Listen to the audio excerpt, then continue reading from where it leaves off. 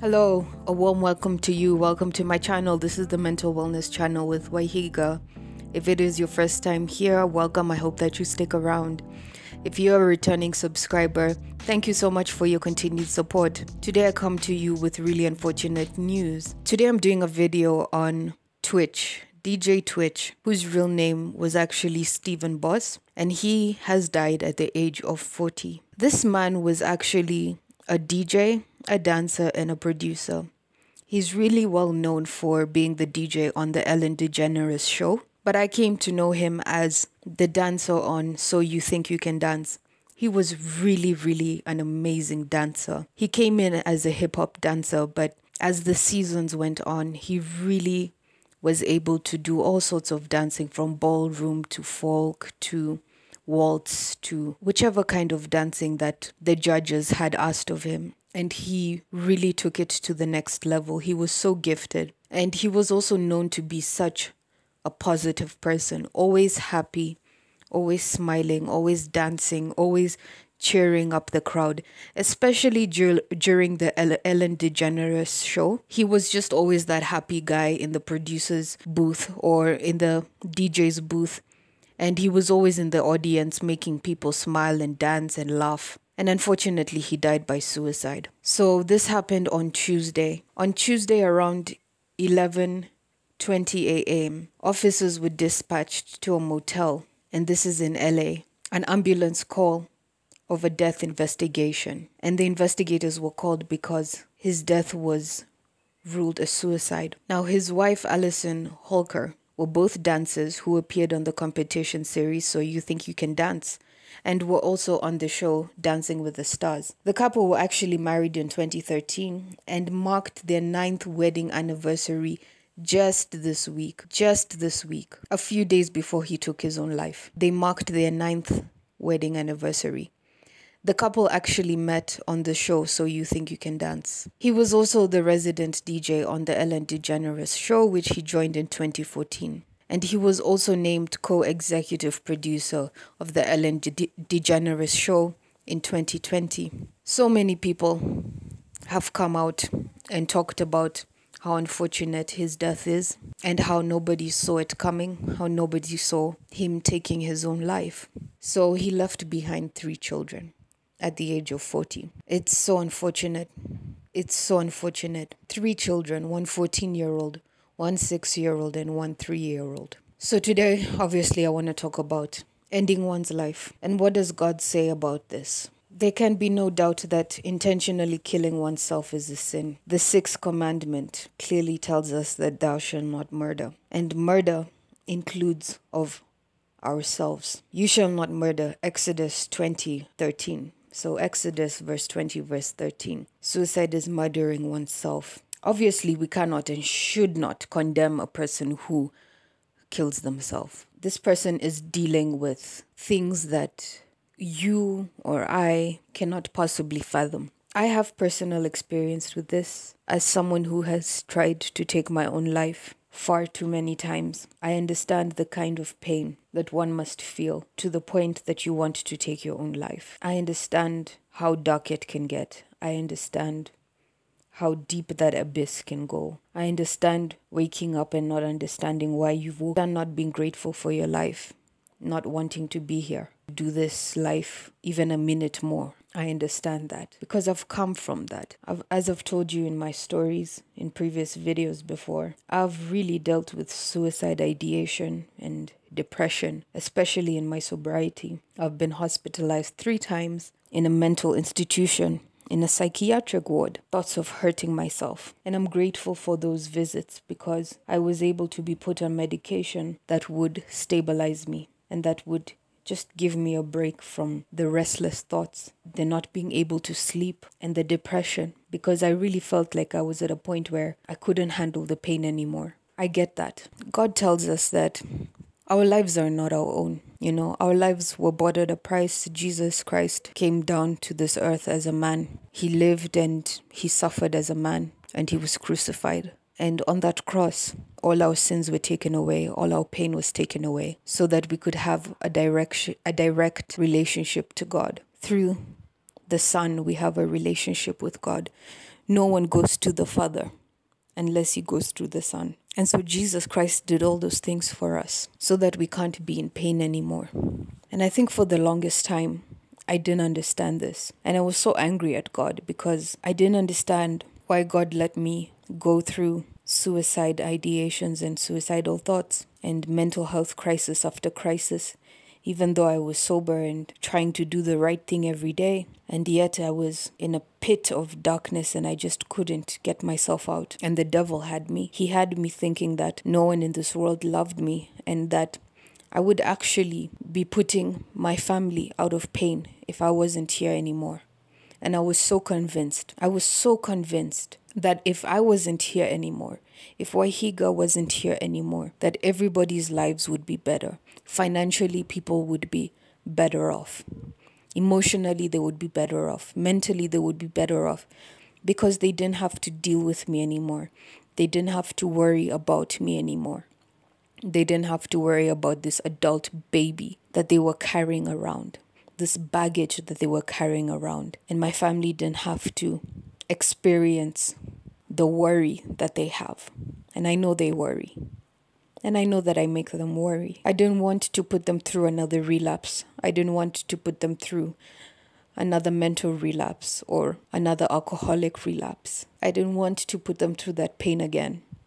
Because if I relapse, if the alcoholic relapse, the whole family relapses. Everybody is sucked back in. That's why we say alcoholism is a family disease, because everybody gets dysfunctional. We cease being a normal family when alcoholism and mental illness is introduced into a family, because we stop operating as a functional family. Everybody in that family has to go out of their way to care and look out for the person who's hurting. Or they have to go out of their way to cut ties with their family member. One of two ways it forms a dysfunctional family. And I didn't want to be that burden to my family anymore. I thought that if I ended my life, that my sibling can get more time with my parents and can enjoy the parenting and the attention and the freedom that she needs from my parents. Like, I would be giving them their space and I would be giving them financial freedom. This is how deep suicidal ideation goes, guys. This is where it takes you.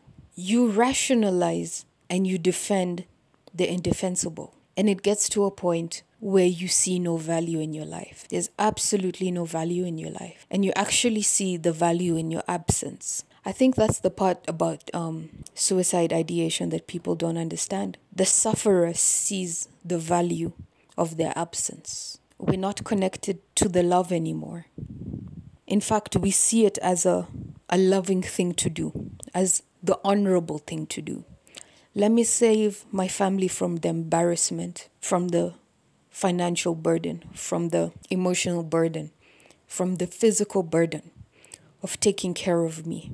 Let me save them from all of that, just to wash my hands clean.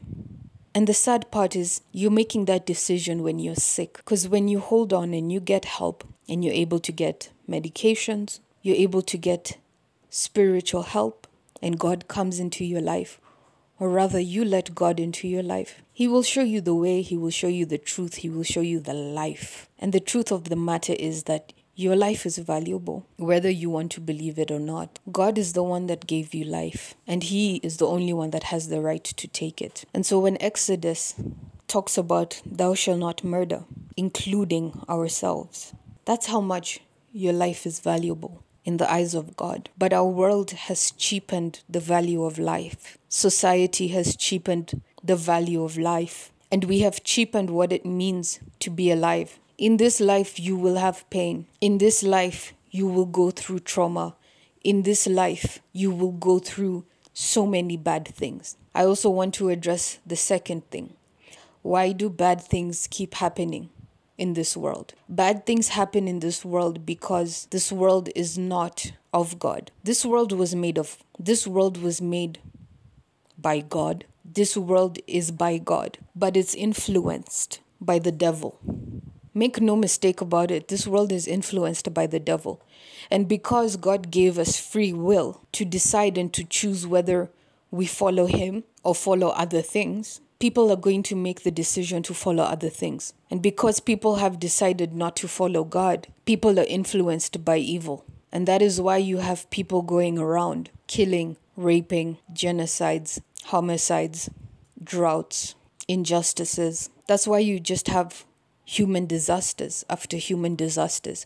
And that's why bad things happen to good people all the time, because God gave us free will. And it's up to each of us to decide if we're going to follow Jesus Christ or if we're going to follow the other influences of the world, which are influenced by the devil. So suicide is a mental illness. This is a result of a mental illness. This is a mental disorder that can be cured. But as we know, in this world, we're spiritual beings having a human experience. There's only so far that medication is going to take you. You need the Spirit of God to help you overcome the spirit of suicide. And I'm not saying forgo medical help or medical treatment. I am here today because of the result of medical intervention. Had it not been for medical intervention immediately, I don't think I would be here speaking to you today. So please, if you're in a space where you're having thoughts of killing yourself, know that this isn't normal. If you have a healthy mind and a healthy body and a healthy spirit, you would not want to kill yourself. Normal people don't think like this. You may look normal on the outside.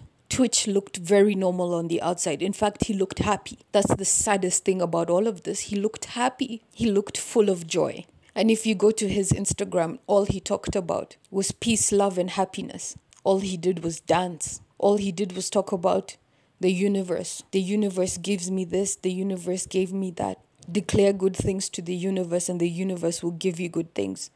That was the type of talk that he had on his Instagram posts. And you would assume that this was such a feel-good, happy, young black man with a family, successful in his career, just became executive director on the Ellen DeGeneres show, was such a talented dancer, had 3 beautiful children, a lovely wife, just celebrated his 9th wedding anniversary. He left home one morning this week. He left home one morning, went to a motel, and allegedly shot himself.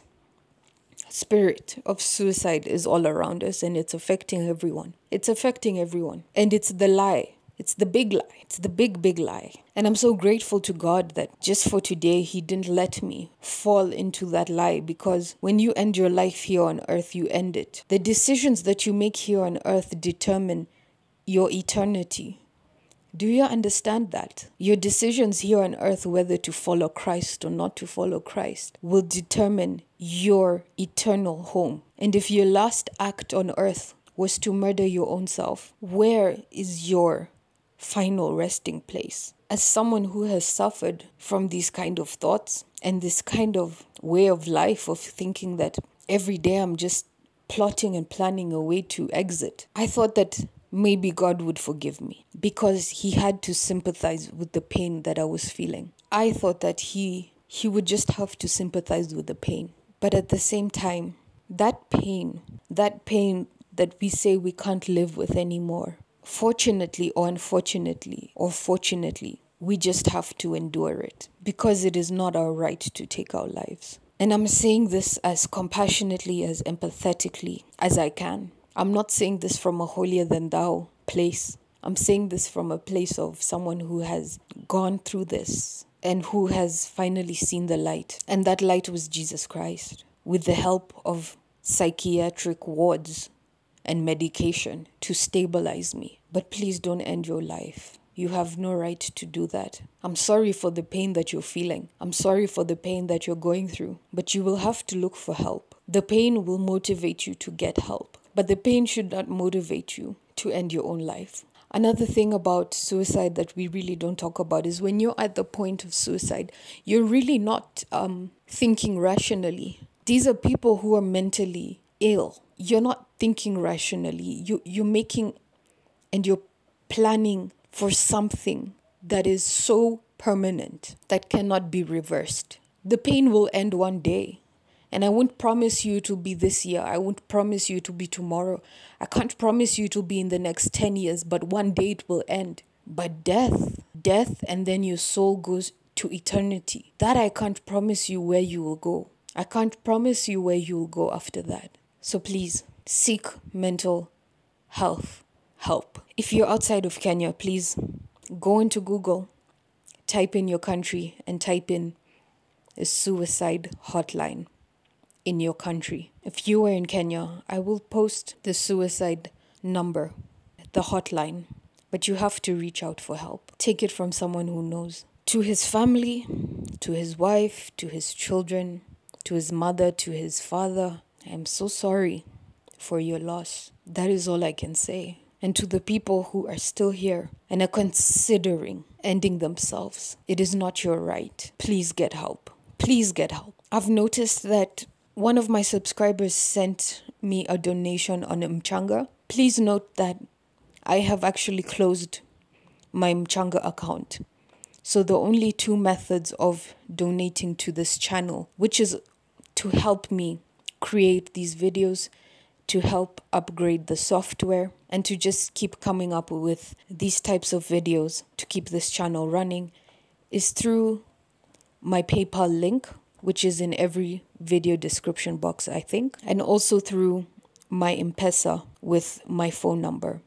So if you're in Kenya, you can just use the MPESA link. If you're abroad and you'd like to donate to this channel, please use the PayPal. Once again, I'm so sorry to this family, to the boss family. May his soul Hello there. Rest. Until the next video. Goodbye, everyone. Thank you.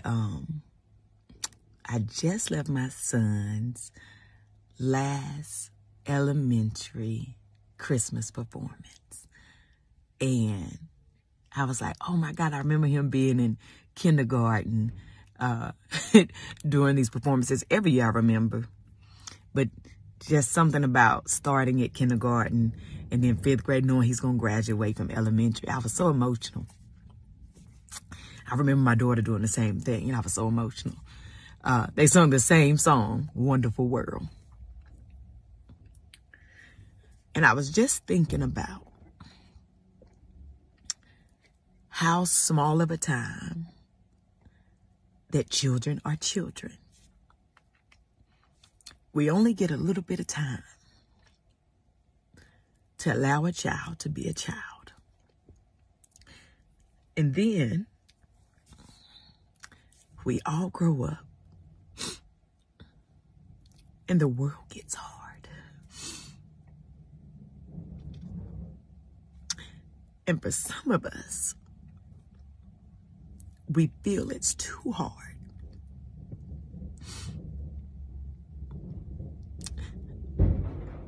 And we take matters into our own hands because we don't think it'll get easier.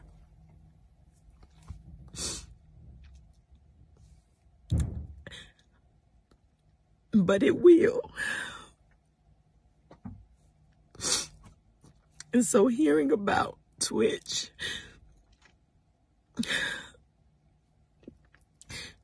right in the middle of my son's performance, made me even more emotional and sad. Not just for Twitch, but for anybody out there who may be struggling right now because you feel that life is too hard for you. And I've been there where I thought that it wasn't going to get better, but it did.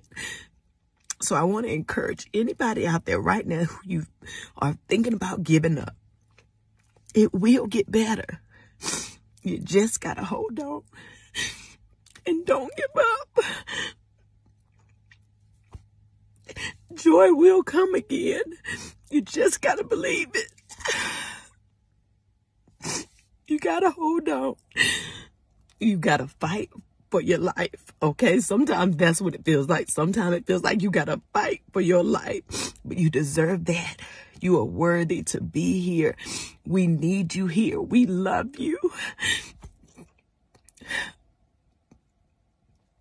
And if it helps you at all, reach deep down inside and find the child inside of you that was once happy and hold on to that feeling until you begin to feel better, until you find your joy again, until you find your freedom again. But don't give up. I love you. I love you. You are loved. You are needed. Please don't give up, y'all. All right? Very good. I'll talk to y'all later.